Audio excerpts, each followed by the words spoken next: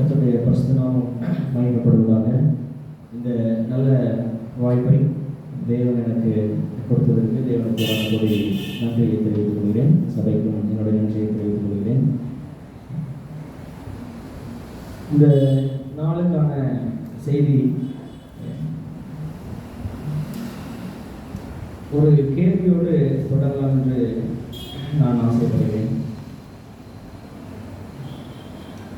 பாத்திரம் அப்படின்னா உங்களுடைய மனதில் என்ன தோணும்?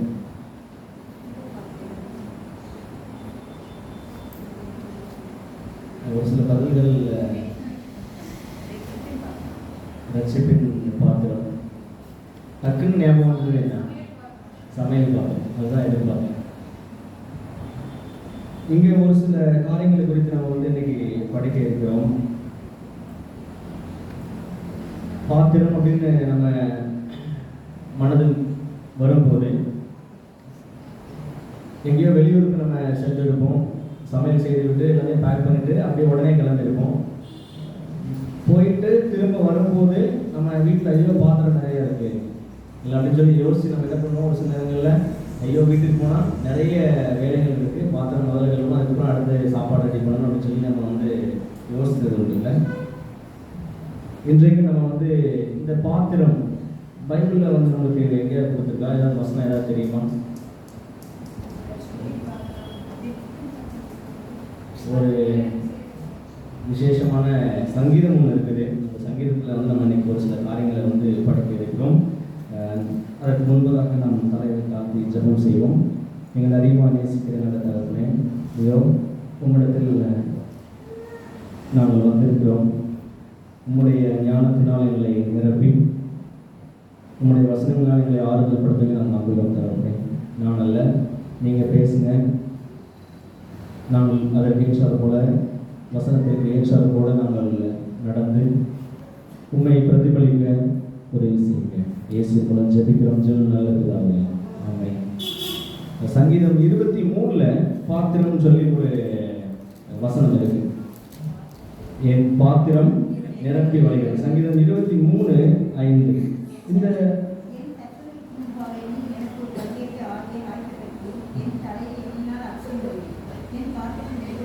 இறுதியில் பார்த்தீங்கன்னா என் பாத்திரம் நிரப்பி வழிகிறது. இப்படி நம்ம பாத்திரம் அப்படின்னு சொல்லி பார்த்தோம் அப்படின்னா என் பாத்திரம் நிரப்பி வழிகிறது. என்ன நிரப்பி வழிகிறது? பாத்திரத்தில் ஏதோ தண்ணியோ இல்லை எண்ணெயோ இல்லை திராட்சை ரசமோ ஏதாவது இருக்க போயினா அது நிரம்பி வழிகிறது. இந்த பாத்திரம் என்ன?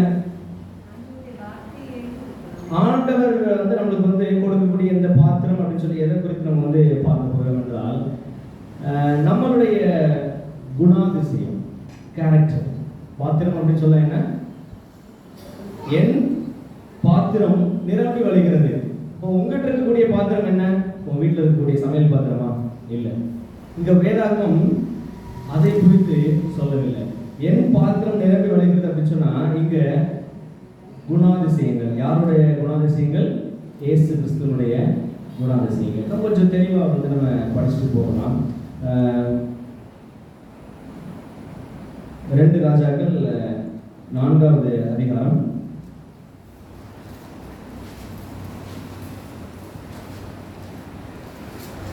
சரிங்களா? 2 ராஜாக்கள் 4வது அதிகாரம்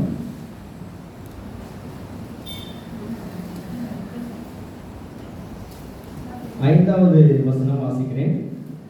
அதாவது அதற்கு முன்பதாக என்ன காரியம் கொடுத்துருக்காங்கன்னு சொல்லி நம்ம பார்த்துக்கலாம். ஒரு தீர்க்கதரிசியில 1வது வசனம். தீர்க்கதரிசிகளுடைய புத்திரரில் ஒருவனுக்கு மனைவியாய் இருந்த ஒரு ஸ்திரீ எலிசாவை பார்த்து, உமது அடியானாகி என் புருஷன் இறந்து போனான், உமது அடியான் கர்த்தருக்கு பயந்து நடந்தான் என்பதை அறிவீர். கடன் கொடுத்தவன் இப்போது என் 2 குமாரரையும் தனக்கு அடிமையாக்கி கொள்ள வந்தான் என்றாள். எலிசா கிட்ட ஒரு விதவியா இருந்த தீர்க்கதரிசியுடைய புத்திரரில் ஒருவனுக்கு மனைவியா இருந்த ஒரு ஸ்திரீ. சரிங்களா? எலிசா கிட்ட கேள்வி கேட்கிறாங்க. என் புருஷன் இறந்து போனான், உமது அடியான், அதாவது அவனுடைய புருஷன் கர்த்தருக்கு பயந்து நடந்தான் என்பதை நீங்க அறிவீங்க. இப்போ கடன் கொடுத்தவன் என்னுடைய 2 குமாரர்களையும் தனக்கு அடிமைகளாக்கி கொள்ள வந்தான் என்றார். சரிங்களா? இங்க ஒரு சம்பவம் நடந்து கொண்டிருக்கிறது. அப்போ எலிசா அந்த விதவை குறித்து எலிசா அவளை நோக்கி, நான் உனக்கு என்ன செய்ய வேண்டும் அப்படின்னு சொல்லி கேட்கிறாங்க. இங்கேயும் ஒரு பாத்திரத்தை குறித்து தான் நம்ம வந்து பார்க்க போகிற ஒரு சம்பவம். இங்கே கொடுக்கப்பட்ட பாத்திரம் என்ன அப்படின்னு சொல்லி பார்த்தீங்கன்னா, தொடர்ந்து வாசிக்கிற 2வது வசனம், வீட்டில் உன்னிடத்தில் என்ன இருக்கிறது சொல் என்றான். அதற்கு அவள் என்ன சொல்ற பார்த்தீங்கன்னா, ஒரு குடம் எண்ணெய் அல்லாமல் உமது அடியாருடைய வீட்டில் வேறொன்றும் இல்லை என்றாள். அவகிட்ட என்ன இருக்குது? அவங்களுடைய குணம் என்ன? அவருடைய புருஷன் கற்பித்த பாடம் என்ன? அவருடைய புருஷனுடைய குணம் என்ன? எப்படி இருக்கிறது? உமது அடியான் கர்த்தருக்கு பயந்து நடந்தான். அங்கதான் ரொம்ப சிந்திக்க வேண்டிய நேரம். நம்ம குடும்பத்துல யாராவது ஒருத்தர் பயந்து, கர்த்தருக்கு பயந்து நடக்கக்கூடிய குணாதிசயம் இருந்தால் அந்த குடும்பமே எப்படி இருக்கும்? ஆசீர்வதிக்கப்பட்டிருக்கும். யாருமே என்ன பண்ண மாட்டாங்க? வழி விலகி போக மாட்டாங்க. ஒரு பிரச்சனை வருது, கடன் கொடுத்தவங்க கிட்ட பிள்ளையை வந்து என்ன பண்ண போறாங்க? அடிமையாக்கி கொள்ள. ஏன்னா கடன் திரும்ப தர முடியல, பிள்ளைகளை வச்சு என்ன பண்ண போறாங்க? வேலையை வாங்கி அந்த கடனை வந்து நிவர்த்தி செய்ய போறாங்க. ஆனால் இங்க கடவுளுடைய பிள்ளை, கடவுளுக்கு பயந்து நடந்த மகன் இறந்து போகிறார். அவருடைய மனைவி அநேக பாடுபட்டு சாப்பாடு எப்படி கொடுத்தாங்கன்னு தெரியல, எண்ணெயை மட்டும்தான் இருக்கா, வேற எதுவும் கிடையாது. அதுவும் ஒரு குடம் எண்ணெய் இல்லாமல் உமது அடியாருடைய வீட்டில் வேறொன்றும் இல்லை. ஒரு குடம் எண்ணெய் இருந்தால் நம்ம என்ன பண்ணுவோம்? வரக்கூடிய அந்த எண்ணெயை விற்று வரக்கூடிய லாபத்தை வச்சு ஒரு வாரமோ இல்லை 2 வாரமோ கஷ்டப்பட்டு தான் இருப்போம்ல. ஒரு கஷ்டப்படக்கூடிய ஒரு குடும்பம் நேரம் தெரிஞ்சிடுச்சு, நம்ம ஆண்டவர் சமூகத்தில் வந்துடணும். ஆண்டவருடைய தீர்க்கதரிசிக்கிட்ட வந்து கேட்குறாங்க. எலிசா கிட்ட கேட்கும்போது, நான் என்ன செய்ய வேண்டும் சொல்லி எலிசா கேட்குறாங்க.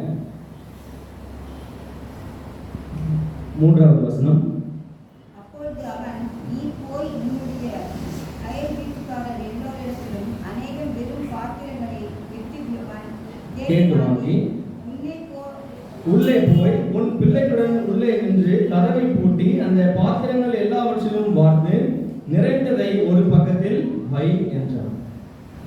ஒரு ஆர்டர். உன்னுடைய அயல் வீட்டுக்காரர் எல்லாரிடத்திலும் போய் அநேகம் வெறும் பாத்திரங்களை வாங்கி அதை கேட்கணும், கேட்டுதான் வாங்கணும். இல்லை என்ன ஒரு அற்புதமான நிகழ்ச்சி நடக்க இருக்கிறது என்றால், அந்த ஒரு குடம் எண்ணெயை வைத்துக்கொண்டு அயல் வீட்டுக்காரங்கன்னா ஒரு 10 வீடு வச்சுக்கோங்களேன், ஒரு 20 பாத்திரமோ இல்லை 30 பாத்திரமோ வாங்கிட்டு வந்துருக்காங்க. அந்த பாத்திரம் எல்லாவற்றையும் வைத்து அந்த பாத்திரம் முழுவதும், எல்லா பாத்திரம் வாங்கி வந்த எல்லா பாத்திரமும் எண்ணெயினால் என்ன பண்ணுது? நிரப்பி வழிகிறது. 5வது வசனம், அவள் அவனிடத்திலிருந்து போய் தன் பிள்ளைகளுடன் கதவை பூட்டிக் கொண்டு இவர்கள் பாத்திரங்களை அவளிடத்தில் கொடுக்க அவள் அவைகளை பார்த்தாள். இந்த ஒரு குடம் எண்ணெய் இப்போ எப்படி மாறி இருக்குது? 10, 20 எத்தனை நம்ம கணக்கு கொடுக்கலாம். அந்த 6வது வசனம், அந்த பாத்திரங்கள் நிறைந்த பின் அவள் தன் மகன் ஒருவனை நோக்கி, இன்னும் ஒரு பாத்திரம் கொண்டு வா என்றால், அதற்கு அவன் வேற பாத்திரம் இல்லை என்றான். அப்பொழுது எண்ணெய் நின்று போயிடுச்சு. இங்க ஒரு பாத்திரத்தை வந்து எடுத்துட்டாங்க. வேற ஒரு பாத்திரம் இருந்து எடுத்துட்டு வா அப்படின்னு சொல்லி சொல்லும்போது இங்க என்ன நடக்குது? அந்த பாத்திரம் இல்லை. ஏன்னா எல்லா பாத்திரத்திலையும் எண்ணெய் வார்த்தை, எண்ணெய் நிறைந்திருக்கிறது. இங்க நிறைந்தவுடன் ஒரு சம்பவம். 7வது வசனம், அவள் போய் தேவனுடைய மனுஷனுக்கு அதை அறிவித்தாள். அப்பொழுது அவன், நீ போய் அந்த எண்ணெயை விற்று உன் கடனை தீர்த்து மீந்ததை கொண்டும் நீயும் உன் பிள்ளைகளும் ஜீவனம் பண்ணுங்கள் என்றார். எப்படி ஒரு ஆசீர்வாதமான காரியம் பார்த்தீங்களா? அவருடைய புருஷன் இறந்ததற்கு அப்புறமாக ஒரு சம்பவம் நடக்கிறது. தேவனிடத்தில் வந்துட்டாங்க. இன்னைக்கு நம்மளும் நான் வெறுமையான பாத்திரம் அப்படின்னு சொல்லி எத்தனை பேர் நம்ம வந்திருக்கிறோம்? என்கிட்ட ஒண்ணுமே கிடையாது. ஒரு பாடல் வரிகள் கூட வெறுமையான பாத்திரம் நான். நல்ல வரிகளுடைய அந்த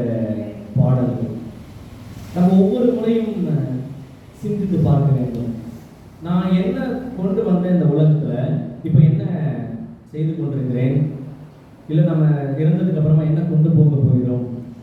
ஒருவேளை அந்த புருஷன் தன்னுடைய பிள்ளைகளுக்காகவும் தன்னுடைய மனைவிக்காகவும் சொத்துக்களையோ இல்லை ஆஸ்திகளையோ சேர்த்து வைத்து இறந்து போயிருக்கலாம். ஆனால் அந்த ஸ்திரீயானவள் எப்படி காரியத்தை சொல்றான்? எனக்கு என்னிடத்தில் ஒன்றுமில்லை, இந்த ஒரு குடம் எண்ணெயை தவிர. ஆனால் அந்த புருஷன் தீர்க்கதரிசியுடைய புத்திரரில் ஒருவன் வந்து கர்த்தருக்கு பயந்து நடந்தான். நீங்க என்ன ஆஸ்தியை சேர்த்து வச்சாலும், எப்படிப்பட்ட பங்களா கட்டி இருந்தாலும், உங்கள் பேங்க் அக்கௌண்ட்ல 10 டிஜிட்ல அக்கௌண்ட் பேலன்ஸ் இருந்தாலும், கர்த்தருக்கு பயப்படலைன்னா என்ன நடக்குன்னே தெரியாது. ஆனால் உங்களிடத்தில் ஒன்றுமே இல்லை, கர்த்தருக்கு பயந்து நீங்க நடக்கிறீங்க அப்படின்னா உங்களுடைய வீட்டில் அற்புதம் நடக்கும். இந்த ஸ்திரீயினுடைய வீட்டில் எப்படி அற்புதம் நடந்துச்சு? பாத்திரம் நிறைந்தது. வேற பாத்திரம் எடுத்துருவான்னு சொல்லும் போது வேற பாத்திரம் இல்லை, அதனால அந்த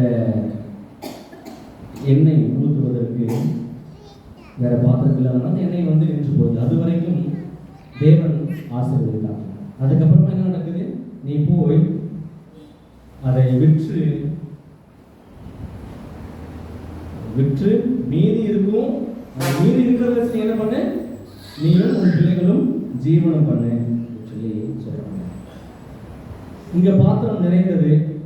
எதனால பாத்திரம் நிறைந்தது?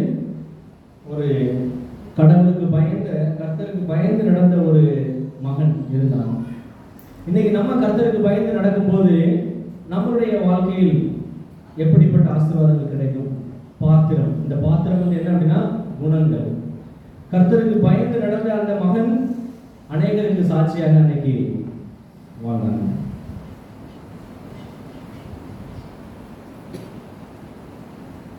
இன்னொரு ஒரு நிகழ்ச்சி, ஒரு சம்பவத்தை குறித்து நம்ம வந்து வாசிக்க இருக்கிறோம். யோவான் 2வது அதிகாரம் வசனம் 1லிருந்து 11 வரைக்கும். என்ன சம்பவம் சொல்லி நம்ம எல்லாருக்குமே தெரியும். கானா ஊரிலே ஒரு கல்யாணம் நடந்தது. இந்த சம்பவம் வந்து அநேக பேர் வந்து பிரசங்கம் பண்ணியிருப்பாங்க, நம்மளும் அதை வாசிச்சிருக்கிறோம். அங்க முக்கியமான காரியம் என்ன அப்படின்னா, இங்கேயும் ஒரு பாத்திரம் மாதிரி ஒரு பெரிய பானையோ இல்ல கற்சாடியோ இருக்குது. அப்போ திராட்சரசம் வந்து காலியா போகிறது, முடிந்து விட்டது. இங்கேயும் இயேசுவானவர் தன்னுடைய முதல் அற்புதத்தை செய்து முடிக்கிறார். கானா ஒரு கல்யாணம் சொன்னா திராட்சரசம், மிகவும் சுவையான திராட்சரசம் அங்கே பரிமாறப்பட்டது. எப்பவுமே முதல் பந்தியில தான் மிகவும் ருசியான காரியங்கள், இந்த சாப்பாடு காரியங்கள் எல்லாமே வைத்திருப்பாங்க. கடைசியில் வர்றவங்களுக்கு ஏதாவது 1-2 இல்லாமல் இருக்கும். ஏதாவது கூட்டோ இல்லை ஒரு குழம்பு ரசம் ஏதாவது ஒன்று இல்லாமல் இருக்கும். ஆனால் இங்கே காணாமல் கல்யாணத்தில் நடந்த நிகழ்ச்சி எப்படி? கடைசியில் வர்றவங்களுக்கு மிகவும் சுவையான ஒரு திராட்சை ரசம் அங்கே பகிரப்பட்டது. எப்படி? இயேசு கிறிஸ்துவ நம்பினாங்க. இயேசுவானவர் தாம் அவங்களுடைய வேலைக்காரரை நோக்கி, இதெல்லாம் செய்யுங்க, தண்ணீரால் நிரப்புங்க, அப்படியே மாறும் அப்படின்றாங்க. இயேசு கிறிஸ்துவை நம்ம எப்போ நம்ம ஏற்றுக்கொள்கிறோமோ, அவர் சொல்லும்படி நம்ம எப்போ கேட்கிறோமோ, அங்க ஒரு மனிதனை பார்த்தோம். அவன் எப்படிப்பட்ட ஒரு மனிதன்? கர்த்தருக்கு பயந்து நடந்தான். இங்க யோவான் 2:5வது வசனம், அவருடைய தாய் வேலைக்காரரை நோக்கி, அவர் உங்களுக்கு என்ன சொல்கிறாரோ அதன்படி செய்யுங்கள் என்றார். இன்னைக்கு நம்ம இயேசு சொல்றபடி நம்ம செய்யறோமா? அன்று அந்த கானா ஊர் கல்யாணத்திலே இயேசு சொன்ன காரியம், இந்த ஜாடிகளில் தண்ணீர் நிரப்புங்கள். ஒரு கேள்வியும் கேட்கல, சொன்னாங்க. அதன்படி அப்படியே ஜாடி முழுவதும் தண்ணீரை ஊற்றினாங்க. யாருக்குமே தெரியல எங்கிருந்து இப்படி சுவையான திராட்சரசம் வந்தது என்று சொல்லி 9 வசனத்துல வந்து நம்ம அதை வாசிக்கலாம். வசனம் 9. அந்த திராட்சரசம் எங்கிருந்து வந்ததென்று தண்ணீரை கொண்ட வேலைக்காரருக்கு தெரிந்ததே அன்றி தெரியாதென்றால் அவன் திராட்சரசமே மாறின தண்ணீரை ருசி பார்த்தபோது மணவாளனை அழைத்து தண்ணீர் திராட்சரசமாக மாறுது. அங்க வெறும் பாத்திரங்கள்ல எண்ணெய் நிறைந்தது. இங்க தண்ணீர் ஊற்ற சொல்றாங்க, தண்ணீர் அப்படியே திராட்சரசமாக மாறுது. கற்சாடிகள் அங்க பார்த்தோம். இது ரெண்டையும் அப்படியே கம்பேர் பண்ணி நம்ம வந்து படிக்கும் போது நம்ம தெரிந்து கொள்ளக்கூடிய காரியம், நம்ம எப்படிப்பட்ட பாத்திரமாக இருக்கிறோம், யாருடைய குணங்களை நாம் பெற்றிருக்கிறோம். மத்தேயு 26வது அதிகாரம், மத்தேயு 26 39வது வசனம்.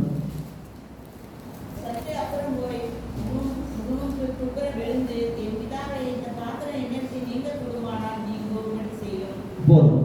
என் பிதாவே, இந்த பாத்திரம் என்னை விட்டு நீங்க கூடுமானால் நீங்கும்படி செய்யும். இங்க ஒரு பாத்திரம் அப்படின்னு சொல்லி சொல்றாங்க. நம்ம எல்லாருக்குமே தெரிந்த ஒன்று. பாத்திரம் அப்படின்னு சொல்லும் போது நம்ம வீட்டில் இருக்கக்கூடிய சமையல் பாத்திரங்கள் ஞாபகம் வரும். இல்லை இப்போ ஒரு நாடகமோ இல்லை ஒரு திரையோ கதாபாத்திரம் அப்படின்னு சொல்லுவாங்க, கேள்விப்பட்டிருக்கீங்களா? அந்த கதைக்கு ஏற்றது போல நடிக்கணும். இங்க என் பிதாவே, இயேசுவானவர்கள் வந்து பிதாக்காக சொல்லக்கூடிய சம்பவம், கடைசி மணித்துளிகள். இந்த பாத்திரம் என்னை விட்டு நீங்க கூடுமானால் நீங்கும்படி செய்யும். எந்த பாத்திரம்? அங்க ஒரு பாத்திரம் பார்த்தோம், வெறுமையான பாத்திரம் நிறைந்தது. கர்த்தருக்கு பயந்த மனிதன் ஒருத்தர் இருந்தான், அவங்க குடும்பத்துல பிரச்சனை, வெறுமையாக இருந்த பாத்திரம் நிரப்பப்பட்டது. எப்படி? அவங்களுடைய குணம். இரண்டாவது ஒரு பாத்திரம், கற்சாடிகள் வந்து பார்த்தோம். அந்த சாடிகள்ல தண்ணி இருக்குது. தண்ணி எப்படி வந்தது? வேலைக்காரங்க சொன்னபடி செஞ்சாங்க. கர்த்தருக்கு பயந்து நடந்த ஒரு காரியம், இயேசு சொன்னபடி செய்த நபர்கள். இங்க என்ன பாத்திரத்தை குறித்து சொல்லப்படுகிறது?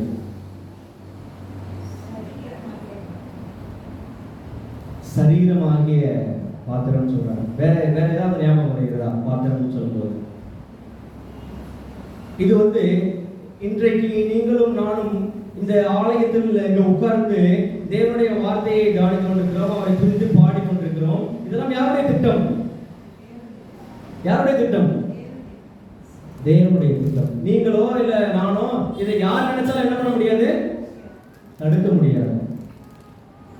உங்களுடைய மனது யார் சொல்ல கீழ்ப்படியுது? தேவனுடைய சொல்லுக்கு கீழ்ப்படிந்ததுனால இன்னைக்கு நம்ம எல்லாரும் என்ன பண்ணிருக்கிறோம்? இன்னைக்கு ஆலயத்துல வந்து அமர்ந்திருக்கிறோம். 39வது வசனம்.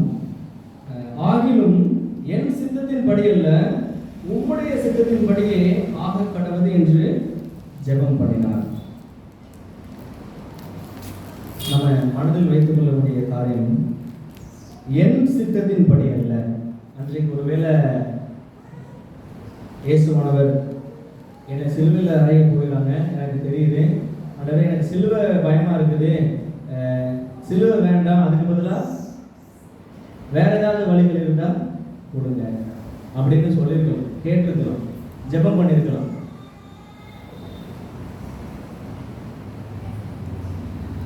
ஆனால் அந்த கடைசி மணித்துளிகள் கூட தேவன் இயேசுவானவர் என்ன சொல்றாங்கன்னா, என் சித்தத்தின் படி அல்ல உம்முடைய சித்தத்தின் படி ஆகப்படுவது என்று ஜெபம் பண்ணினார். இன்னைக்கு நம்ம வந்து ஜெபம் பண்ணுவோம். ஜெபம் பண்ணி முடித்தவுடன் கடைசியில் நம்ம சொல்லக்கூடிய காரியம் என்னவா இருக்கும்? எல்லாம் உங்களுடைய சித்தத்தின்படி ஆகட்டும், இல்லை செய்யுங்க அப்படின்னு சொல்லி நம்ம என்ன பண்ணுவோம்? ஜெபிப்பது உண்டு. ஒருவேளை நம்ம தேவனுடைய சித்தத்தின்படி அல்ல, உங்களுடைய சித்தம், உங்களுடைய திட்டத்தின்படி நம்ம நடப்போம் என்றால் அவருடைய குணங்களை நம்ம என்ன பண்ண முடியாது? பிரதிபலிக்க முடியாது. லூக்கா 22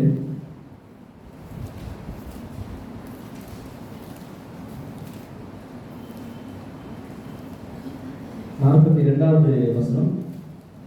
அதே வசனம் தான்.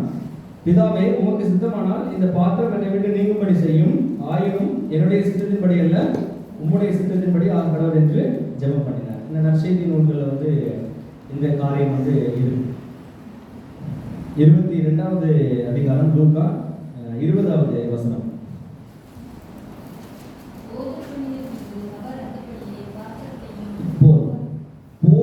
போஜனம் பண்ணின பின்பு அவர் அந்தபடியே பாத்திரத்தையும் கொடுத்து. இந்த சம்பவம் எதை சொல்லி ஞாபகம் இருக்குங்களா? கடைசி இயேசு கிறிஸ்துவின் பூமியிலிருந்து, அதாவது சிலுவை மரணத்துக்கு முன்பதாக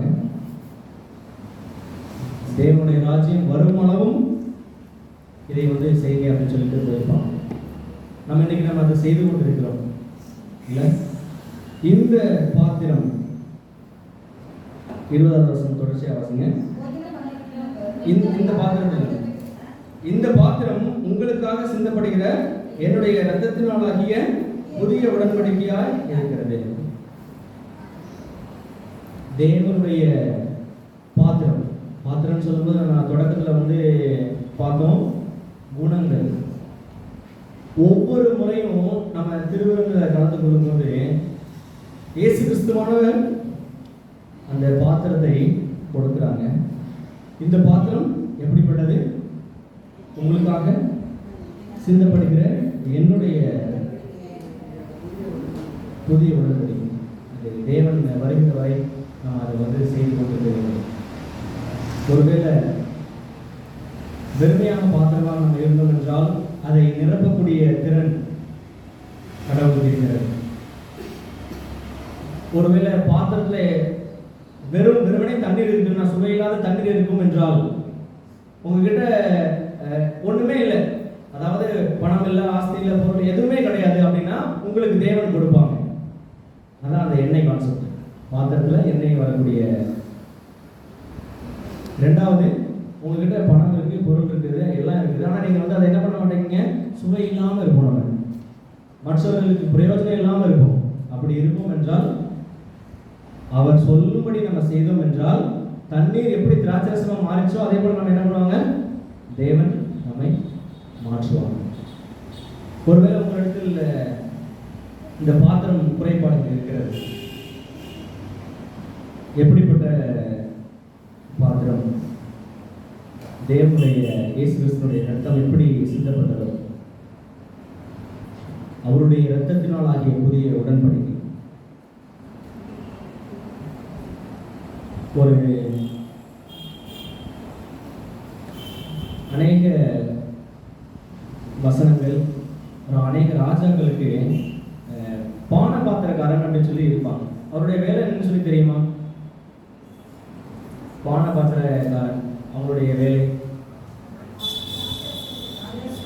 ராஜா சாப்பிடுவதற்கு முன்பதாக டேஸ்ட் பண்ணி பார்க்கக்கூடிய ஒரு வேலை.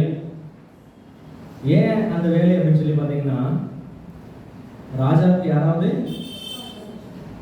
தெரியாம விஷம் வச்சிட்டாங்க அப்படின்னா முதல்ல சாப்பிடக்கூடிய நபர் யாரு? பான பாத்திரக்காரன். இல்லை, அந்த ராஜாவுக்கு வேலை செய்யக்கூடிய நபர்கள். அதனால அந்த பாத்திரம், அதுலேயும் கூட பார்த்தீங்கன்னா பான பாத்திரக்காரன் அந்த ராஜாவுடைய ஆகாரங்கள், உணவுகளை உட்கொள்ளக்கூடிய ஒரு அனுமதி அவருக்கு உண்டு. அது சாப்பிட்றதுக்கு முன்னாடி ஒரு சில இடங்களில் பார்த்தீங்கன்னா ராஜா சாப்பிட்டதுக்கு அப்புறமா தான் அது எல்லாருமே சாப்பிட்றோம். ஆனால் இந்த டேஸ்ட் பார்க்குற வேலை இவங்களுக்கு உண்டு. இயேசு கிறிஸ்து தன்னுடைய கடைசி நேரங்களில் எப்படிப்பட்ட ஒரு பாத்திரத்தை கொடுத்தாங்க தெரியுமா? சிலுவையில் இருப்பாங்க.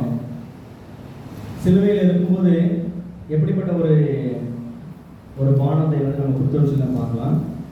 யோவான் 19:29.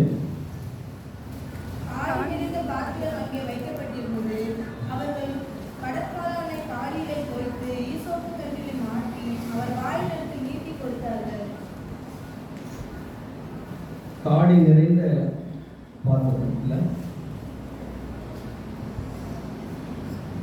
ஒருவேளை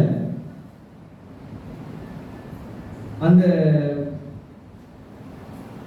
காடி நிறைந்த பாத்திரம், காடி அப்படின்னு சொல்லும்போது கசப்பான ஒரு தண்ணி, கடற்காவானை காடியை துவைத்து பாருங்களேன். தேவன் அவருடைய குணத்தை, அவருடைய ரத்தத்தை அது புதிய உடன்படிக்கையாக நமக்கு வந்து கொடுக்குறாங்க. ஆனா கடைசி நேரத்தில் அங்க நடந்த சம்பவமே வேற. 30வது வசனம், இயேசு காடியை வாங்கின பின்பு முடிந்தது என்று சொல்லி தலையை சாய்த்து ஆவியை விட்டு கொடுத்தார். கடைசி நொடியில் இயேசு கிறிஸ்துவானவர் வருகை உணர்வு. அந்த டைம்ல அவருக்கு கொடுக்கப்பட்ட அந்த ஒரு தண்ணின்னு சொல்லுவாங்க, தனி மாதிரி இருக்கக்கூடிய ஒரு காரியம் எல்லாமே தேவனுடைய சித்தமும் சித்தம் அப்படின்னு சொல்லி ஒப்படைச்சிட்டாங்க. அதனால எல்லாமே யார் சித்தம் நடக்குது? தேவனுடைய சித்தம் நடக்குது. இன்றைக்கு நம்ம எப்படிப்பட்ட ஒரு பாத்திரமாக இருக்கிறோம்? 1 கொரிந்தியர் 11வது அதிகாரம் 25வது வசனம். போஜனம் பண்ணின பின்பு அவர் அந்தபடியே பாத்திரத்தை எடுத்து, இந்த பாத்திரம் என் இரத்தத்தினாலாகிய புதிய உடன்படிக்கையாய் இருக்கிறது. நீங்கள் இதை பானம் பண்ணும் போதெல்லாம் என்னை நினைவு கூறும்படி இதை செய்யுங்கள் என்றார். நீங்கள் இதை பானம் பண்ணும் போதெல்லாம் என்னை நினைவு கூறும்படி இதை செய்யுங்கள் என்றார். ஸோ ஒவ்வொரு முறையும் நம்ம வந்து ஏதோ திருவிருந்து நம்ம வந்து பங்கு கொள்கிறோம், மற்றவர்கள் கால்களை நம்ம வந்து கழுவும் போது ஏதோ கடமைக்காக நம்ம வந்து இதை செய்கிறோம் அப்படின்னு நம்ம நினைக்காம, அவரை நினைவு கூறுவதற்காக அவருடைய பாத்திரம் நமக்காக கொடுக்கப்பட்டது, அவருடைய குணாதிசயங்கள் நமக்காக ஒரு உதாரணமாக வைக்கப்பட்டது, அவரை போல நம்ம வாழ வேண்டும் அப்படின்ற ஒரு முக்கியமான காரியத்துக்காக இங்கே கொடுக்கப்பட்டது. நம்ம நல்லா தெரிஞ்சிருக்கணும், தேவன் இந்த பூமியில எப்படி வாழ வேண்டும் அப்படின்னு சொல்லி உதாரணமாக வாழ்ந்து காமித்து விட்டு செஞ்சிருக்கிறாங்க. இன்னைக்கு அவரை போல நம்ம வாழ்கிறோமா? அவரை போல நம்ம வாழ்கிறோமா? வாழலைங்களா?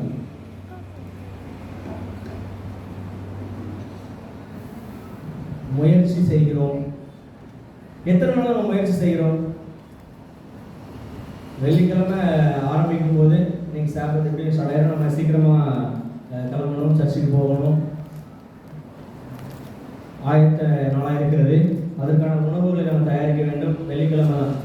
வெள்ளிக்கிழமை முடிந்து சனிக்கிழமை ஓய்வு நாள் முடிந்து ஞாயிற்றுக்கிழமை வரும்போது நம்ம உலக பிரகாரமாக சென்று விடுவோம். நம்ம அநேக நாட்கள் எப்படி நம்ம வந்து இருக்கிறோம் என்பதை அனுதினமும் நம்ம வந்து சிந்தித்து பார்த்து கொண்டே இருக்க வேண்டும். மத்தேயு 23வது அதிகாரம் 25வது வசனம்.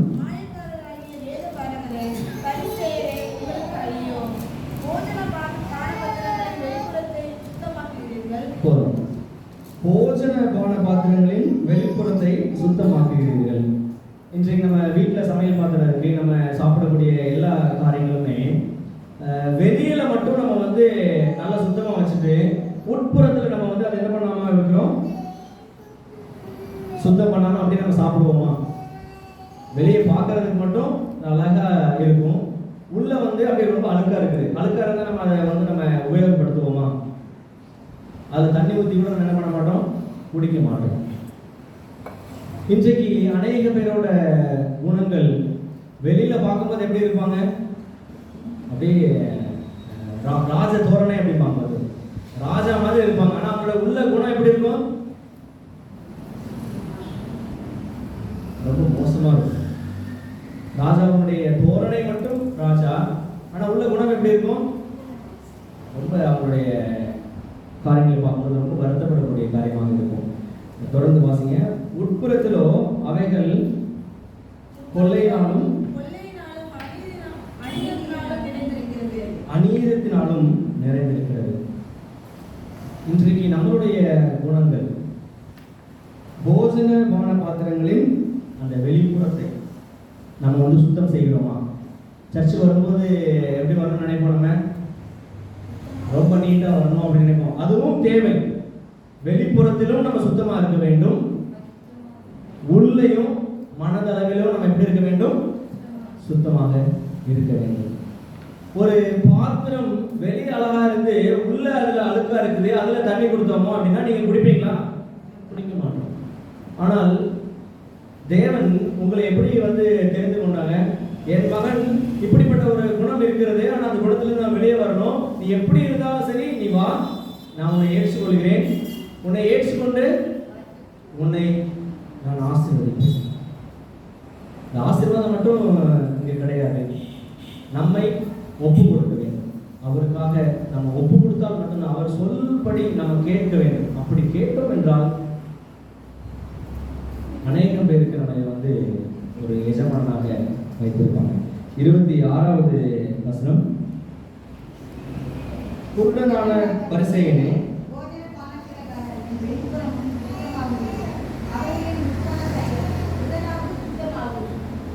வெளிப்புறம் சுத்தமாகும்படி அவர்களின் உட்புறத்தை முதலாவது சுத்தமாக்கு. நல்ல மனதில் வைத்துக் கொள்ள வேண்டும். நம்ம உள்ள சுத்தமா இல்லாம இங்க வந்து ஆண்டவர்கிட்ட முறையிடுறோம் அப்படின்னு சொன்னா, முதல்ல நம்மளுடைய பாவங்களுக்காக நம்ம கடவுளே நான் ஏதோ தப்பு பண்ணிட்டேன், என்ன இதை மன்னிங்க, மனதளவில் நம்ம மன்னிப்பு கேட்காம மற்றவனை நம்ம வந்து குறை சொல்லவே கூடாது. அடுத்த வசனத்துல தெளிவாக போட்டிருப்பாங்க, நம்ம தெளிவாக கொடுக்கப்பட்டு இதை விட வேற ஒரு விளக்கம் தேவையே இருக்காது. 27வது வசனம்,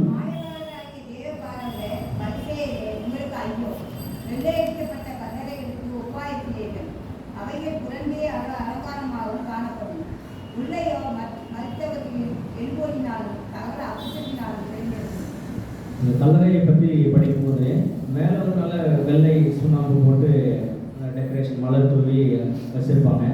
ஆனால் உள்ள எப்படி இருக்கும்? மனித உடல் அழுகி போயிருக்கும். ஒரு 10 நாள் மண்ணுக்குள்ள புதைத்து வைத்த ஒரு உடலை எடுத்து பார்த்தோம்னு சொன்னா நம்ம தோன்றும் போதே என்ன இருக்கும்? பக்கத்துல நிற்க முடியாது. அப்படிதான் இன்னைக்கு நம்ம இருக்கிறோமா? சிந்தித்து பார்க்க வேண்டும். வெளியே நல்லா இருக்கிறோம், வெள்ளை அடிக்கப்பட்ட கல்லறைகளுக்கு ஒப்பாக இருக்கிறீர்கள். வெளிப்புறத்தை சுத்தமாக வைத்துக்கொண்டு உள்ள அசுத்தமாக இருக்கிறோம். நம்ம சிந்திக்க வேண்டும். 28வது வசனம்,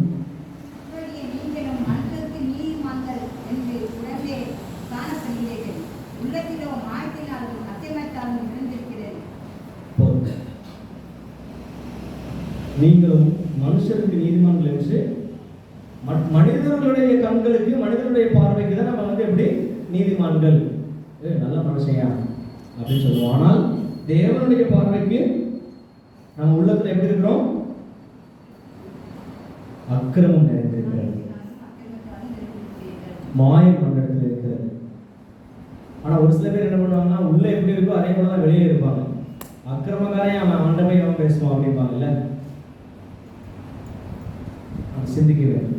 இன்னைக்கு நம்ம எப்படி காணப்படுகிறோம்? சங்கீதம் 23:5 வந்து நம்ம வசனம் வாசிக்கிறோம். என் பாத்திரம் நிரம்பி வழிகிறது. எப்போ நிரம்பி வழியும்? என் சத்துருக்களுக்கு முன்பாக நீர் எனக்கு ஒரு பந்தியை ஆயத்தப்படுத்தி என் தலையை எண்ணெயினால் அபிஷேகம். தேவனிடத்தில் நம்ம எப்போ ஒப்படைக்கிறோமோ அப்போ உங்களுடைய தலையை எண்ணெயினால் அபிஷேகம் பண்ணுகிறார். உங்களுடைய பாத்திரம், உங்களுடைய குணம் மற்றவர்களுக்கு அநேக ஆசீர்வாதங்கள் ஒத்தாசையாக இருக்கும். நம்ம எப்படிப்பட்ட கஷ்டமான சூழ்நிலையில சென்றாலும், வசனம் சங்கீதம் 23:4, நான் மரண இருளின் பள்ளத்தாக்கிலே நடந்தாலும் பொல்லாப்புக்கு பயப்படேன், தேவரீர் என்னோட கூட இருக்கிறீர், உமது கோலும் உமது தடியும் என்னை தேற்றும். எப்படிப்பட்ட சம்பவங்களை நம்ம கடந்து வந்திருக்கிறோம். 2 சம்பவத்தை குறித்து மட்டும் தான் நம்ம பார்த்தோம். முதலாவது அந்த பாத்திரங்கள் எதனால் நிறைந்தது, கஷ்டமான சூழ்நிலை, மரண இருளில் பள்ளத்தாக்குன்னு கூட வச்சுக்கோங்க. சாப்பாடு ஒன்றும் இல்லை, ஒரு வாரத்தில் நம்ம இறந்து போகலாம் சாப்பாடு இல்லாமல். 2வது சம்பவத்தில் அந்த திராட்சரசம் முடிந்து விட்டது, ஒன்றுமே இல்லை அப்படிங்கும்போது தண்ணீரை ஊற்று சொல்லுவாங்க. இருக்கிறத தண்ணியை ஊற்று கற்சாடிகளில், அப்படி ஊற்றும் போது அது அப்படியே சுவையாக மாறும். வெளியே நம்ம பார்க்கறதுக்கு அழகா இல்லாம உட்புறத்திலும் நம்ம அருமையான தேவனுடைய பிள்ளைகளாக நம்ம இருக்க வேண்டும். அப்படி இருந்தோம் என்றால் தேவனுடைய பாத்திரத்தை நமக்காக கொடுத்து சென்றிருக்கிறார். ஒவ்வொரு முறையும் திருவிருந்து எடுக்கும்போது அதை நம்ம நினைவு கூர்ந்து அவருடைய குணங்களை நம்மை பிரதிபலிப்பதாக நம்ம வாழ வேண்டும். அவருடைய பாத்திரம், அவருடைய குணங்கள். என் பாத்திரம் நிரம்பி வழிகிறது. அந்த பாத்திரம் அப்படின்னு சொல்லும்போது அவருடைய குணங்கள், அவருடைய சிறுவர்களுக்கு, குழந்தைகளுக்கு ரொம்ப அன்பா இருப்பாங்க,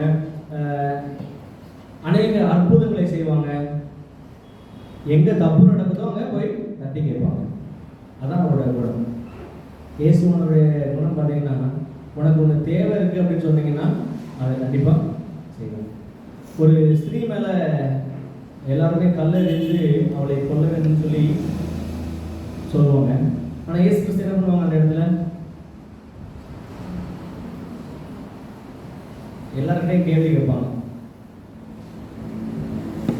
யாரு பாதியிலையும் முதல்ல கல்லெறி அப்படிப்பாங்க. எல்லாரும் கல்லை கீழே விட்டு போயிடுவாங்க. ஆனா இயேசு அந்த இடத்துல கல்லை எடுத்து எரிந்திருக்கலாம். அங்க ஒரு அழகான சம்பவம், மன்னிக்கக்கூடிய ஒரு மனப்பான்மை. நம்மளுடைய சகோதரனோ சகோதரியோ இல்லை நம்ம சித்தப்பா இல்லை பெரியப்பா பிள்ளைகளோ நம்ம இடத்துல ஏதோ ஒரு பிரச்சனை இருக்கும் என்றால் அவங்க இடத்துல நம்ம 2 ஆண்டு 3 ஆண்டுகள் பல ஆண்டுகள் பேசாமல் இருப்போம். ஏன்? ஒரு சின்ன காரியத்துக்காக. எனக்கு ஒரு சம்பவம் ஞாபகம் வருகிறது. ஒரு வயதான ஐயா, அவங்களுக்கு 3 பிள்ளைங்க, அவங்களுக்கு பேரன் பிள்ளைங்க எல்லாம் இருக்கிறாங்க. ஒரு நிகழ்ச்சி நடக்கும்போது ஒரு பொருளை காணவில்லை. அந்த பொருள் காணாததுனால ஒரு சகோதரனுடைய மகள் மேல பழி வருகிறது. என் பொருளை காணோம், நீ எடுத்தியா பார்த்தேன்னு கேட்கும்போது ஒரு பிள்ளை மேல பழி வருகிறது. மற்ற பிள்ளைங்க எல்லாரும் சேர்ந்துக்கிட்டாங்க, அந்த பிள்ளையை மட்டும் விட்டுட்டாங்க. கடைசியில் அந்த பொருள் எங்க இருக்குன்னா கிடைத்து விட்டது. ஆனா கிடைக்கிறதுக்கு முன்பதாக ஒரு சகோதரனுடைய மகள் ரொம்ப திட்டாங்க. இன்றைக்கு அந்த குடும்பம் பிரிந்து இருக்கிறது. ஒருவேளை அந்த இடத்துல அந்த பொருள் கிடைப்பதற்கு முன்பதாக நீ பார்த்தையா, நம்ம சேர்ந்து தேடுவோம் அப்படின்னு சொல்லியிருந்தா பிரச்சனை முடிஞ்சிருக்கு. மன்னிக்கக்கூடிய மனப்பான்மை நம்ம இடத்தில் அதிகமாக காணப்படுவதில்லை. ஆனால் தேவன் மன்னிக்கக்கூடிய குணத்தை உடையவர். அவருடைய குணங்கள். நம்ம எத்தனை பேர் இடத்துல அன்பா இருப்போம்? நம்ம அப்பா மேல அன்பா இருப்போம், பிள்ளை மேல அன்பா இருப்போம், கூட பிறந்த சகோதரர் மேல அன்பா இருப்போம். அவ்வளவுதானே? அதுக்கு மேல நம்ம இருப்போமா? அன்பா இருப்போமா? இருக்க முடியுமா? ரொம்ப யாருனே தெரியாத ஒரு இடத்துல போய் நீங்க அன்பா இருக்க முடியுமா? அப்படி வாழ்ந்து கொண்டு சென்றவர் தான் நம்முடைய பிரச்சனை. நம்முடைய பாத்திரம் எப்படிப்பட்ட பாத்திரம் என்பதை நாம் சிந்திப்போம். அவர் நம்மளிடத்தில் இருக்கிறாரா என்பதை நம்ம சிந்திக்கிறோம். தேவன் வாய்ப்பு